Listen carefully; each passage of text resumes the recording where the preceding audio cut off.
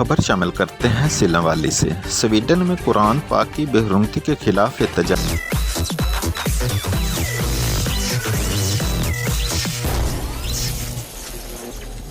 Sting test का झटका।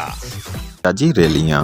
सिलम वाली आल मसालिक के ज़ेर तमाम एहतजाजी रैलियाँ नमाज जुम्मा के बाद मिलाद चौक, मदनी चौक और ख़त्म नबूवत चौक से निकाली गईं। सिलम वाली तफसीलात के मुताबिक एहतजाजी रैलियों में तमाम मकातब फ़िक्र के उलमा कराम शहरियों की बड़ी तादाद ने शिरकत की। स्वीडन हुकूमत के ख़िलाफ़ रैली में शुरका ने नारेबाजी भी की। अलामा कारी शराफतुल्लाह पानीपती ने कहा, स्वीडन में कुरान की बेहरमती से मुसलमानों के जज्बात मजरूह हुए हैं।